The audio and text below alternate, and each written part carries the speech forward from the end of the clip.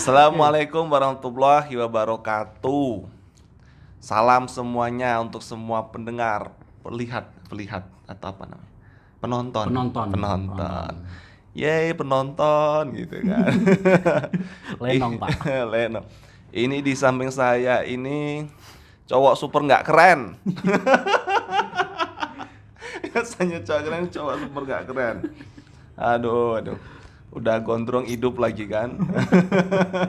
Namanya Mas Danar M Satyagama. Namanya Yes, keren. sir. Namanya Danar. cukup keren. Panggilannya Danar. Sukanya nganar, kerjaannya bikin onar. Ya. Ini saya mau wawancari Mas Danar. Ini hal penting banget, terutama untuk mahasiswa. Ini penting banget. Tips dan trik gimana caranya menjadi mahasiswa abadi. Biasanya, ya jangan ketawa Sandi. Biasanya orang itu tips dan trik menjadi mahasiswa berprestasi. Nah, ini menjadi mahasiswa abadi. Berapa tahun Mas kuliah S1? Saya satu window, Pak. Satu window. Indie banget kan? Jadi kalau mau jadi anak indie, kalau tanyain kuliah itu ya jawabnya satu window, terus Satu dekade. Satu dekade kan keren banget. Satu window itu 8 tahun, satu dekade itu 10 tahun. Kalau 3 tahun, 3,5 tahun gitu ada nggak bahasanya? Itu cum laude, Pak. Bukan anak indie. Bukan. Anak cum laude itu ya. Oke. Gimana Mas? Apa yang kemudian membuat Anda tertarik menjadi mahasiswa abadi itu apa? Saya sebenarnya nggak tertarik menjadi mahasiswa abadi. Itu karena garis yang ditakdirkan itu sepertinya harus menjadi mahasiswa abadi, Pak. Oke. Tapi saya bersyukur digariskan sebagai mahasiswa abadi karena pengalaman saya berarti kan 2 kali lipat dari mahasiswa yang biasa-biasa saja. Ini pengalaman apa? Ada orang itu mahasiswa itu pengalamannya buruk ya. Asmaranya buruk, IPK-nya buruk, pertemanannya toksik. Lah saya semuanya, Pak. Saya 2 kali lipat semuanya. Pertemanan buruk 2 kali lipat, pertemanan yang baik juga 2 kali lipat. Prestasi pun juga 2 kali lipat. Gila ini luar biasa. 8 tahun ngapain aja? Saya yang jelas pasti kuliah. Oke. Saya tidak pernah dulu. cuti. 8 tahun itu nggak pernah cuti. Tidak pernah cuti. Oke. Selalu kuliah. Terus Maksudnya aktif mahasiswa, bukan masuk kelas. iya. Tolong dibedakan. Masuk Aktif kelas tuh kuliah. iya, Pak, masuk kelas. Cuman Oke. jatahnya masuk kelas itu kan kadang ada yang 14 pertemuan, ada yang 28 pertemuan. Nah, saya selalu setengahnya. Itu nggak nyampe 70% itu. Tidak nyampe, Pak. Masa 50% itu kadang untung-untungan, Pak. Untung-untung. Ini yang membuat penasaran itu adalah motivasi lulusmu itu apa? Motivasi lulus tuh karena surat peringatan DO itu 3 kali masuk rumah.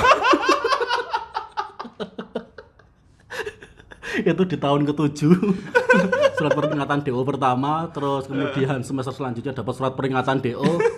Sampai akhirnya ada salah satu perwakilan kampus datang ke rumah mengingatkan ini kalau tidak lulus semester ini maka benar-benar di DO. Dan itu motivasi saya untuk mengerjakan skripsi lagi. Tapi sebenarnya loh Pak ya, kalau untuk teori kuliah saya tuh habis di semester ke-9. Semester 9 Itu saya berarti sudah 3,5 tahun ya? 4,5 dong Pak. Oh ya 4,5 ya? Itu saya sudah nggak ngambil teori lagi di tahun kelima. Tahun kelima masih ding. Berarti tahun ke-6 semester 11 saya udah nggak ngambil teori lagi, hanya fokus skripsi. Karena niat saya tuh kan kalau bisa skripsi itu fokus satu itu aja. Tapi Berapa ribu halaman skripsinya itu? Bertahun-tahun. 68 halaman seingat saya. Tidak nyampe 100.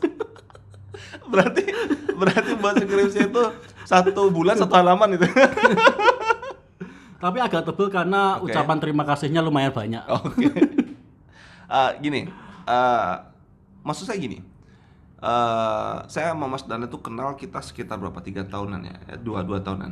Ya 2 tahunan. 2 tahunan dan yang saya tahu, yang saya kemudian amati pelajari, Mas Danar nggak bodoh. Mas Danar nggak bodoh, cukup pintar, Cukup Pak ya. cukup kemudian cepat belajarnya segala macam. Nah, kenapa kemudian selama kuliah itu kok begitu lama? Itu kenapa? Saya malas. Saya seorang yang sangat pemalas. Jadi saya tuh pernah ngambil apa ya, jadwal kuliah itu. Nah, Saya habiskan di 3 hari minggu. 3 hari minggu pertama, Senin, Selasa, Rabu. ntar dulu, maksudnya jadwal kuliah. Jadwal kuliah Pak, kan kita bisa ngambil mata kuliah sesuai dengan jadwal yang kita pengen kan Pak harinya. Oke. Senin, Selasa, Rabu saya ambil dari jam 7 sampai jam 12 full. Jadi jam 7 sampai 8.45, jam 7 sampai 8.30, terus 8.45 sampai 10.30. Habis itu saya labas 10.30 sampai jam 12. Saya pikir itu efektif karena 3 hari masuk kuliah, lalu saya bisa ambil libur 4 hari. 4 hari. Ternyata itu zong Pak. Karena sekalinya nggak masuk, sampai siang tuh langsung tidak masuk lagi. Jadi saya pernah kehadiran itu Oke.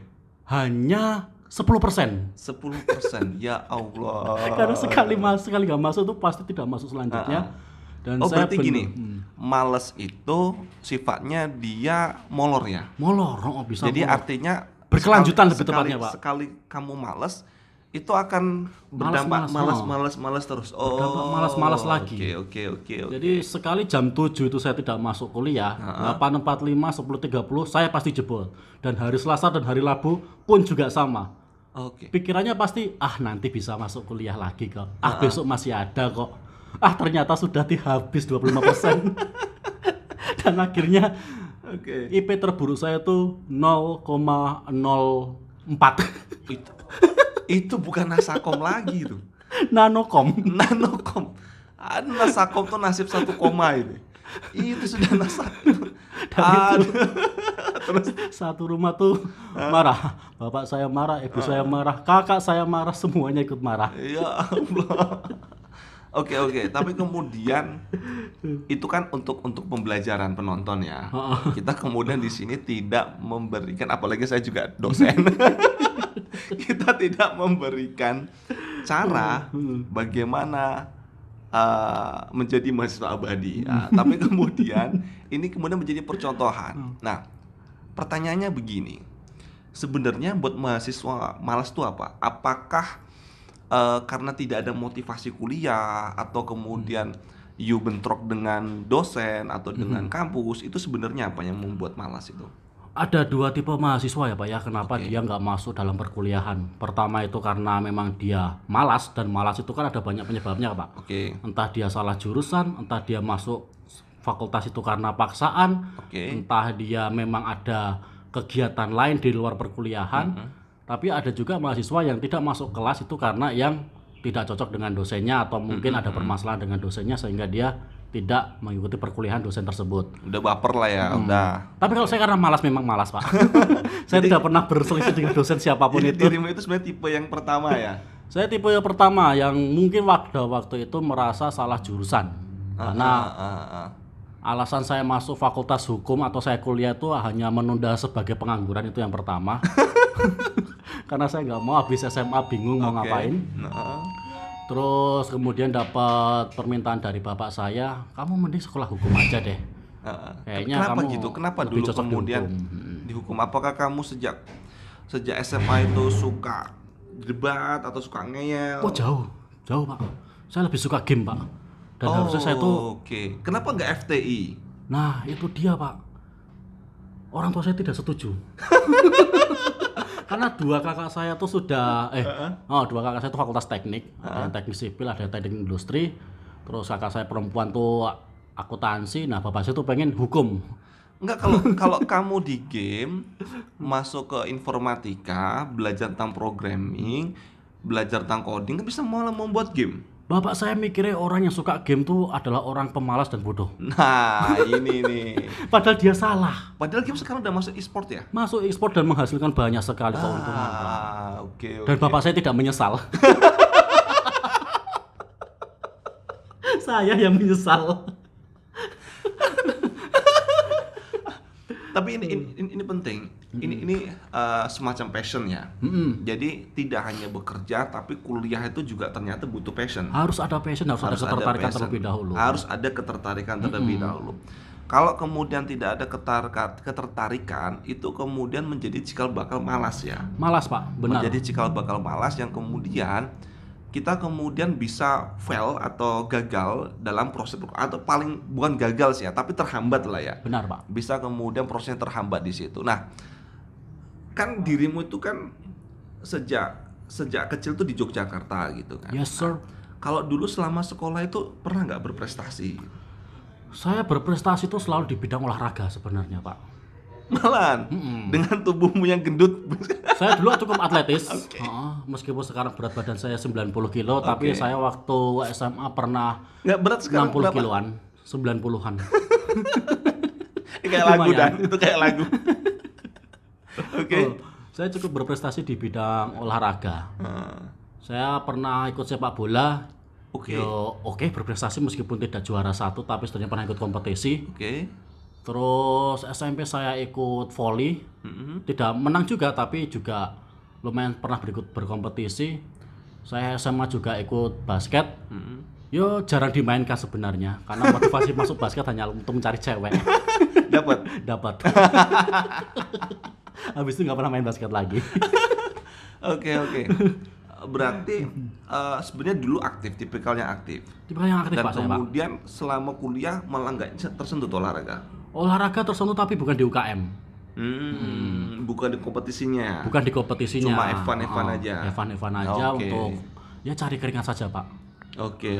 Nah gini deh, penting ini untuk kemudian mahasiswa yang mungkin saat ini ada dalam fase dulu Mas Danar, supaya dia tidak sampai satu window atau satu dekade dalam posisi malas nih. Oh baru semester 1, semester 2 mereka udah malas nih. Tipsnya apa sebenarnya? Menurut saya harus tanyakan pada diri sendiri dulu. Oke. Kenapa dia kuliah di fakultas itu? Maksudnya tanya-tanya pada diri sendiri tuh ada minat nggak? Benar. Atau kemudian termasuk juga memikirkan masa depannya? Masa depan itu bisa jadi, cuma saya tidak terlalu memikirkan masa depan ya Pak. Oke. Saya memikirkan diri masa sekarang. Oke. Ketika saya berada di posisi mahasiswa yang sedang malas, saya harus bertanya pada diri sendiri. Atau mungkin teman-teman yang melihat inilah ketika dalam posisi malas. Kenapa sih saya masuk fakultas ini? Oke. Kenapa sih saya kuliah di sini? Apakah benar saya memang pengen di sini? Kalau memang hati nurani kita atau hati kecil kita berbicara, enggak, kamu enggak pantas di fakultas ini. Kamu pantasnya di fakultas lain, atau kamu pantasnya bekerja di tempat ini itu. Ya sudah, selesaikan saja saat itu juga. Jadi daripada sampai semester ke-4, semester ke-7 justru malah kayaknya aku nggak cocok deh di sini, kayaknya aku nggak cocok di fakultas ini. Nyeselnya malah belakangan Pak. Jadi mending di semester pertama, di semester kedua lah paling tidak itu tanyakan lagi, pantas nggak sih aku kuliah di fakultas ini, atau apa alasanku fakultas ini yang aku pilih. Kalau memang tidak cocok di fakultas itu, ya mending pindah saja atau berhenti kuliah. Sayang orang tuanya. Kalau begini, kalau seumpama nih mahasiswa itu tidak memiliki privilege atau keunggulan di bidang finansial. Kalau dia mau pindah kuliah segala macam, itu kan dia juga memikirkan orang tuanya. Orang tuanya kira-kira mampu nggak dia kemudian pindah kuliah, dia kemudian bayar biaya-biayanya lagi segala macam, itu bagaimana? Kalau untuk sekarang menurut saya jauh lebih mudah daripada 10 tahun yang lalu Pak. Oke. Kenapa? Karena 10 tahun yang lalu itu masih belum banyak pilihan-pilihan yang bisa dilakukan untuk anak lulus SMA. Oke. Nah, karena anak lulus SMA dulu mikirnya kerja atau kuliah. Jadi saya beranggapan untuk mahasiswa yang nggak mampu itu pasti langsung kerja. Jadi saya menganggap bahwa akademik atau kuliah itu adalah sebagai komoditi. Jadi ketika mahasiswa itu kuliah berarti dia mesti punya uang. Dulu kayak gitu kan Pak. Dulu seperti itu kan Pak. Ada beasiswa juga. Tapi mahasiswa yang memang udah mentok, keluarga nggak mampu, pasti dulu mikir atau pilihannya tuh ya udahlah bekerja saja jadi apa gitu. Nah, untuk sekarang pilihan-pilihan setelah lulus SMA itu kan banyak Pak. Apalagi ada platform-platform digital yang itu bisa menjadi wadah baru untuk anak-anak yang lulus SMA.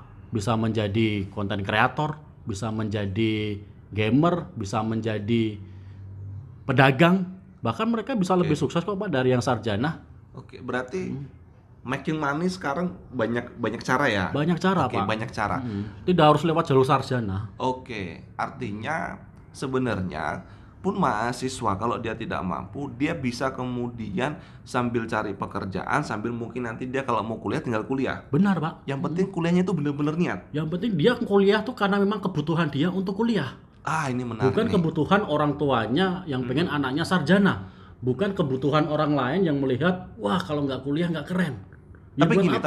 tapi gini. Saat ini saya orang tua nih. Saat ini orang tua muda lah gitu kan. Dan tidak bisa kemudian saya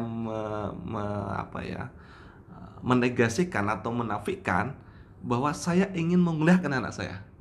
Jadi gini, ada semacam kebanggaan orang tua itu bisa menguliahkan anaknya sampai selesai. Ini kadang-kadang yang tidak tersampaikan kepada anak-anak. Kepada anaknya kadang-kadang tidak tersampaikan, tapi ada kayak kebanggaan. Sukses saya gitu sebagai orang tua adalah bisa menguliahkan anaknya. Nah, itu bagaimana itu kalau kemudian orang tua itu memang juga dia butuh untuk kemudian menunjukkan bahwa dia sukses dengan menguliahkan anaknya. Sebenarnya orang tua tidak wajib untuk menguliahkan anaknya Pak ya. Oke. Menurut saya, karena kewajiban orang tua itu menurut saya hanya sampai anak SMA saja. Lulus sampai dia membiayai anaknya sampai SMA saja. Karena ketika dia lulus SMA mungkin sekitar umur 17-19 tahun. Harusnya sudah bisa dikasih tanggung jawab ya. Harusnya sudah bisa tanggung jawab. Peran orang tua adalah membantu anaknya Pak setelah dia selesai masa SMA-nya. Jadi harus ditanyakan, apa yang kamu mau? Apa rencanamu setelah ini? Kamu dulu tanyain gitu nggak? Saya tidak. Mau pengen biar carane kowe kudu masuk sekolah hukum. Bapak pengen kowe dadi wong hukum. Mau dadi notaris, mau dadi pengacara, mau dadi jaksa, sepenting hukum. Berarti totaliter lah. Totaliter banget ya. Piye carane guys. Kalau wis piye carane wis ora iso diganggu. Saya tidak bisa membantah. Wis piye Saya cuma carane. bisa nggih, Pak. Konsekuensinya 8 tahun ya. Konsekuensinya 8 tahun. Padahal ketika bapak saya menanyakan, "Kamu pengen jadi apa?" Terus pasti saya akan jawab, saya pengen jadi ahli komputer mungkin Pak ya. Oke. Ahli komputer. Ya udah kamu pengen kuliah di mana, Nar?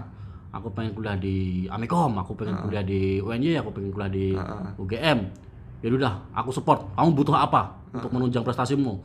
Aku butuh laptop, aku butuh PC. Harusnya kayak gitu. Harusnya seperti itu, Pak. Harusnya kayak gitu. Tapi kenyataannya kan saya seperti dapat titah gitu ya Pak. Seperti Rasul yang bersabda, pokoknya kamu masuk fakultas hukum.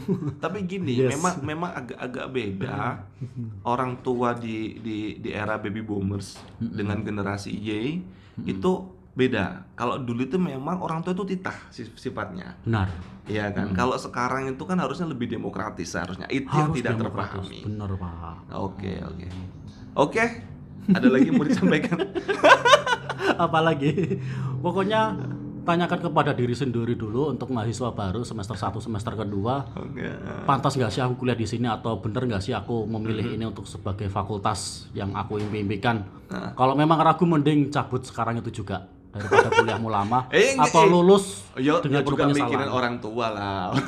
Jadi ya kalau bisa kuliah pakai duit sendiri toh Pak. Masa harus pakai duit orang tua. Benar. Ini saya setuju nih. Di era sekarang ini banyak sekali jalan mahasiswa itu sebenarnya itu bisa sebenarnya mengembangkan bidang kewirausahaannya sejak dini. Harus Pak. Harusnya bisa. Oke, gitu aja. Terima kasih Mas Danar suka nganar. Yes sir. Sampai ketemu lagi. Kalau yang baik diambil, yang nggak baik ya diambil untuk pelajaran. Saya penuh keburukan. Jangan ditiru. Tapi diambil pelajarannya. Kalau yang bagus ditiru. Emang ada yang bagus? Nggak ada sih.